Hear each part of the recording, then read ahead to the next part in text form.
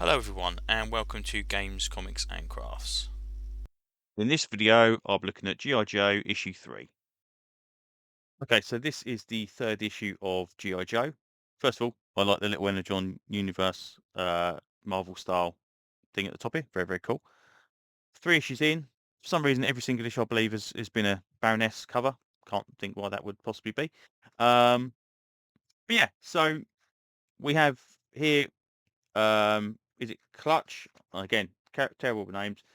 He's stuck in the Cobra stronghold, and he thinks he's been discovered. And it's like, okay, turns out Cobra Commander's got the laser guns, and he's kind of talking about what they're trying to put together, and they have other plans, and they've got this kind of brainwave machine or something like that going on.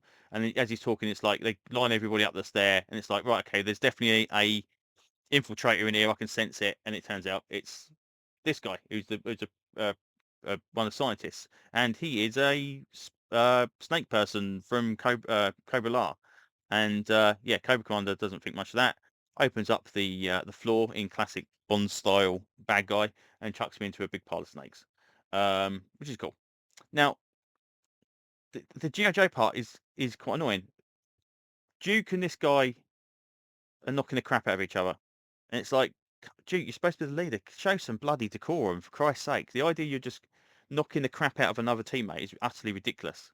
So that's kind of just like, grow up. It's not X-Men where they have a fight, meet the Avengers and a fight all out and that kind of stuff. That's different. This is supposed to be military kind of standing, stuff with ranks, and this guy's supposed to be the guy in charge. It's like, how can you anyway?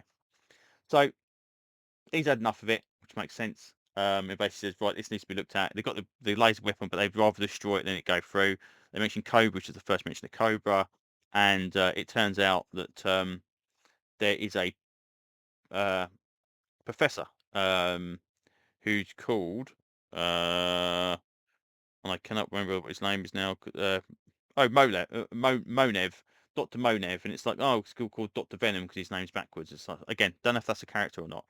But apparently he's the one that's building this brainwave machine, and Cobra there to basically kidnap him, and it doesn't go very well because the G.I. Joes show up, and these guys are the Crimson Guard, so off they go, laser weapons going all the thing, and it's like, okay, and then apparently the twins, Tomaz and Zammot, the twins with again, I recognise this machine.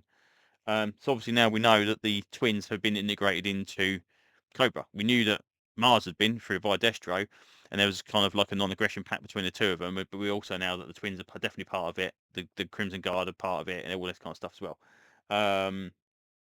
So timeline wise, obviously some time must have passed, unless it was decided over the weekend, But yeah, all in all, not bad.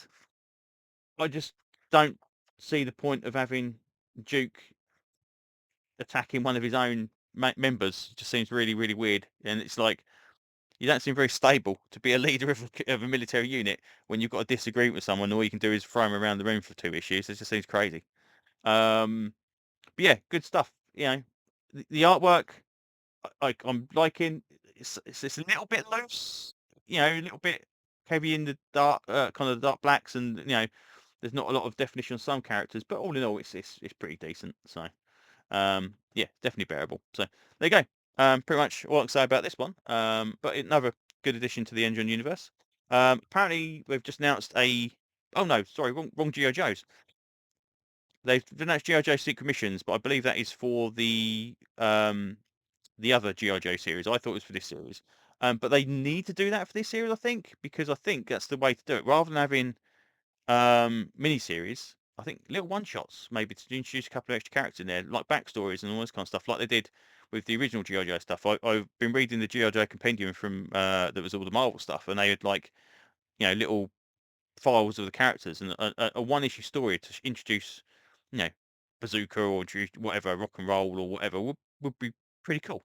So we'll see. Anyway, that's pretty much what I want to say about this one. So thanks very much, and hopefully I will see you on another video very, very soon. Bye bye.